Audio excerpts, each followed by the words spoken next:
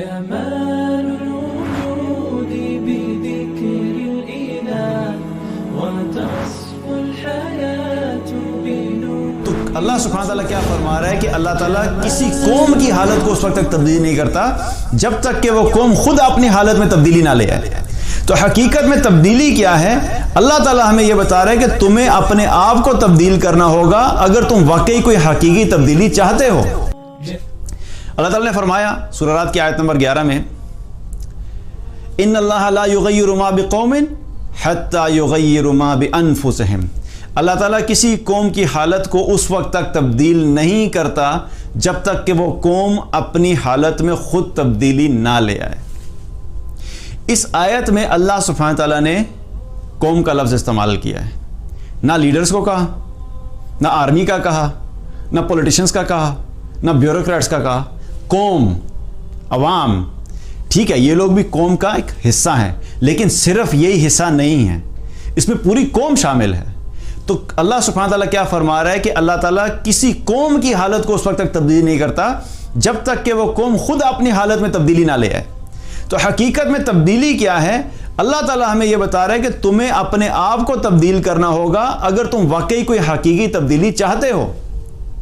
اگر ہم اپنے آپ کو تبدیل نہیں کریں گے تو تبدیلی کبھی بھی نہیں آ سکتی. اور اس آیت کی تفسیر میں ابن کثیر نے 2 روایات بیان کی ہیں. پہلی روایت جو ہے اس میں ایک قوم کا ذکر کیا کہ جب جو عروج اور زوال کے، بیسیکلی اس آیت میں اللہ تعالیٰ نے عروج اور زوال دونوں کا ہمیں فارمولہ دے دیا کہ اگر اللہ تعالیٰ جب کسی قوم کو عروج دیتا ہے تو کیا ایسی وجہ ہے کہ وہ عروج کی وجہ سے زوال کی طرف چلی جاتی ہے، اور اگر کوئی قوم ہے جو زوال میں چلی گئی ہے تو اب اس کو کیا کرنا چاہیے کہ وہ زوال سے نکل کر عروج کی طرف دوبارہ آ جائے. تو ابن کثیر نے جو پہلی روایت اس میں بیان کی ہے وہ ابن ابی حاتم سے نقل کی ہے اور فرمایا کہ بنی اسرائیل کے نبیوں میں سے ایک نبی کو اللہ تعالیٰ نے وحی کی اور فرمایا کہ جب کسی قوم میں سے کوئی گھر والے میری فرما برداری والی زندگی گزارتے ہیں اور فرما برداری والی زندگی گزارتے گزارتے نافرمانی کی طرف چلے جاتے ہیں، معصیت کی طرف چلے جاتے ہیں، تو اللہ تعالیٰ فرماتا ہے کہ میں ان کی راحت کو تبدیل کر دیتا ہوں اور ان کو ایسی چیزیں پہنچاتا ہوں جو ان کو تکلیف دینے والی ہوتی ہیں. یعنی فرما برداری کر رہے تھے تو اللہ تعالیٰ نے راحت بھی دی ہوئی تھی، سکون بھی تھا، خوشحالی بھی تھی، اپنی مرضی کے حالات بھی تھے، گھر میں بھی امن تھا، گھر میں بھی ایک سیٹسفیکشن تھی، لائف کے اندر ایک سیٹسفیکشن تھی. لیکن کس وجہ سے تھی؟ اللہ کی اطاعت والی زندگی. اب جب تک لوگ یہ کرتے رہتے ہیں اللہ تعالیٰ اپنی نعمتیں اور اپنی طرف سے جو راحت ہے، جو سکون ہے، اللہ تعالیٰ اس قوم کو دیتا رہتا ہے. جو ہی وہ قوم اللہ کی نافرمانی کرنا شروع ہو جاتی ہے تو اس کی راحتیں، اس کے پاس جو بھی ایڈوانٹیجز ہوتے ہیں، اس کے پاس جو بھی وسائل ہوتے ہیں، جو بھی اس کا سکون ہوتا ہے، وہ آہستہ آہستہ کیا ہوتا ہے، وہ ختم ہونا شروع ہوتا ہے. اور جتنے زیادہ گناہ میں بڑھتے چلے جاتے ہیں اتنی تیزی سے وہ قوم زوال کا شکار ہوتی ہے. اور پھر اگلی روایت ہے جو کہ سند کے اعتبار سے اتنی مضبوط نہیں ہے، لیکن چونکہ مضمون ٹھیک ہے تو انشاءاللہ اس کو بیان کرنے میں کوئی مسئلہ نہیں ہے. حضرت علی رضی اللہ عنہ سے مروی ہے کہ علی رضی اللہ عنہ فرماتے ہیں کہ مجھے نبی صلی اللہ علیہ وسلم نے فرمایا کہ اللہ تعالیٰ فرماتا ہے کہ مجھے میری عزت اور جلال کی قسم، جب کوئی قوم میری نافرمانی کر رہی ہوتی ہے اور میری نافرمانی کو چھوڑ کر میری فرما برداری کی طرف آ جاتی ہے تو میں اس پر سے دکھ اور عذاب کو ہٹا کر اس کو میں اپنی طرف سے راحت اور سکون عطا کرتا ہوں. اب کیا ہے کہ جو قوم زوال میں چلی گئی اس کا فارمولہ بھی بتا دیا کہ زوال میں پہنچنے کی وجہ کیا تھی کہ نافرمانی جب شروع کی تھی اس قوم نے، تو اس نافرمانی کی وجہ سے اللہ سبحانہ تعالیٰ نے اس کو زوال کا شکار کر دیا.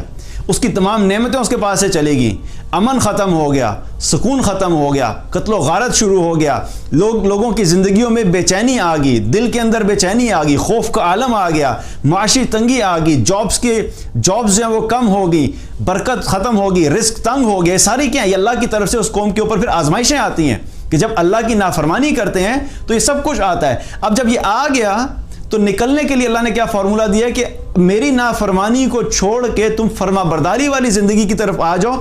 جب تم یہ کرو گے تو اللہ سبحانہ تعالیٰ کی طرف سے یہ ضمانت ہے کہ اللہ تعالیٰ خوف کی کیفیت کو ختم کر دے گا, بد امنی کو امن سے تبدیل کر دے گا, جو بے برکتی ہے اس کو برکت میں تبدیل کر دے گا, رزق کی جو کمی ہے اللہ رزق میں برکت عطا فرمائے گا, آپس میں جو لڑائی جھگڑے ہیں ان کو ختم کر دے گا, آپس کے اختلافات جو ہیں اس کو ختم کر دے گا, آپس کی دشمنیوں کو آپس کی محبت میں تبدیل کر دے گا.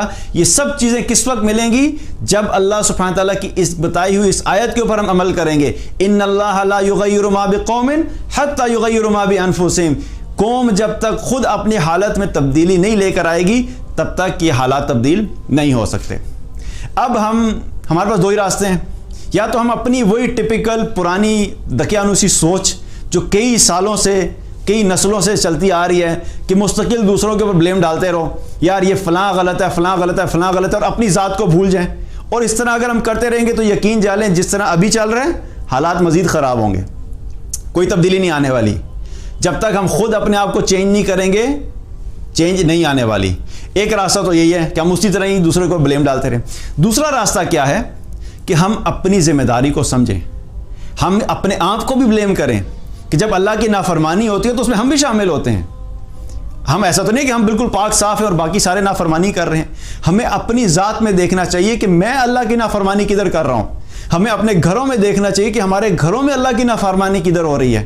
ہمیں اپنے سراؤنڈنگز میں دیکھنا چاہیے, اپنے سوشل سرکل میں دیکھنا چاہیے کہ کہاں پہ اللہ کی نافرمانی ہو رہی ہے, اور اس کے لیے محنت کریں کہ ہم اپنی ذات کو تبدیل کریں, نافرمانی کو چھوڑیں, فرما برداری کی طرف آئیں, خود بھی چینج ہو, گھر والوں کو بھی اس پہ لے کر آئیں, اپنے سوشل سرکل میں اس چیز کی محنت کریں, اور الٹیمیٹلی جب پوری امت اس چیز کے اوپر آ جائے گی تو اللہ سبحانہ تعالیٰ کی طرف سے حالات جو ہے وہ تبدیل ہونا شروع ہو جائیں گے.